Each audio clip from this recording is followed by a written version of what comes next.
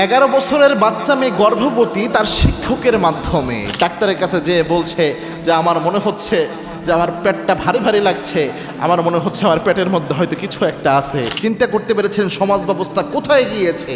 অনেকে এটা নিয়ে কথাও বলতে ভয় পায়, অনেকে মুখ খুলে না, মনে করে এটা নিয়ে কথা বললে মনে হয় যে দিন ইসলামের সম্মান কমে যাবে, ইজ্জত কমে যাবে, আলেমদের ইজ্জত কমে যাবে। মনে রাখবেন, আলেমদের ইজ্জত, দিন ইসলামের ইজ্জত এতটা ঠুনকো নয় যে কোনো লম্পটের সাথে এটা জড়িত থাকে, কোনো চরিত্রহীনের সাথে এটা জড়িত থাকে। এইভাবে চিন্তা করবেন না। পারলে আমরা এগুলো কথা বলি না দেখে এটা আরও মারাত্মক আকার ধারণ করছে, এবং হলুদ মিডিয়া সবসময় এটা ঢালাওভাবে প্রচার করে। আপনি দেখবেন স্কুলে অনেক অপরাধ হয়, বা জেনারেল লাইনের অনেক শিক্ষকরাও এরকম অপরাধ করে, এটা ওইভাবে ফলাও করে প্রচার করা হয় না। বাট যদি কোনো মাদ্রাসার শিক্ষক, লেবাসধারী কোনো ব্যক্তি যদি কোনো অপরাধ করে, তাহলে দেখবেন সেই ক্ষেত্রে ঢালাওভাবে প্রচার করা হয়। অনেক ক্ষেত্রে অনেক জায়গায় অতিরিক্ত প্রচার করে, এটাও আছে। কিন্তু এই ঘটনাটা, এটা দেখলে আসলে হৃদয় বিদারক একটা ঘটনা। সে নিজেই একটা বাচ্চা, তারই কি আর প্রয়োজন এই বাচ্চাটা কিভাবে আরেকটা বাচ্চার দায়িত্ব নেয়। সে তার পেটে বাচ্চা, সে বুঝতেও পারে নাই। ডাক্তারের কাছে যেয়ে বলছে যে আমার মনে হচ্ছে যে আমার পেটটা ভারী ভারী লাগছে, আমার মনে হচ্ছে আমার পেটের মধ্যে হয়তো কিছু একটা আছে। ডাক্তার টেস্ট করে পরে দেখে যে পেটের মধ্যে বাচ্চা।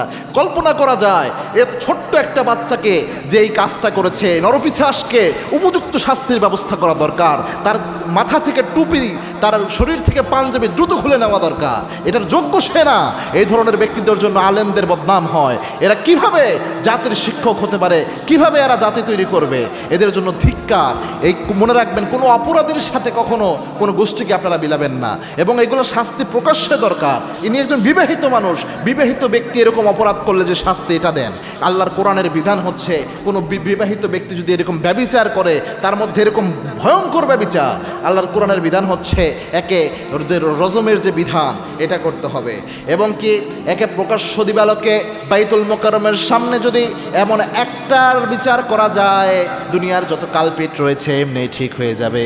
এবং আল্লাহ রব্বুল আলামিন বলছেন, এই যে বিধানগুলো রয়েছে, এরকম বিধান, কিসাসের বিধান, কিসাসিল হায়াত, এরকম বিধানগুলোর মধ্যে আল্লাহ রব্বুল আলামিন জীবন রেখে দিয়েছেন। এই যে বিধান, রজমের বিধান, কিসাসের বিধান, যত বিধানই আল্লাহ দিয়েছেন, যে হত্যার বদল হত্যা, বা এরকম বিবাহিত কোনো ব্যক্তি এরকম মারাত্মক পদস্খলন কাজ করলে তাকে জমিন থেকে বিদায় করা, এরকম একটাকে আপনি শাস্তি দেন শুধুমাত্র, আর মেইন স্ট্রিমের মিডিয়াতে প্রচার করেন।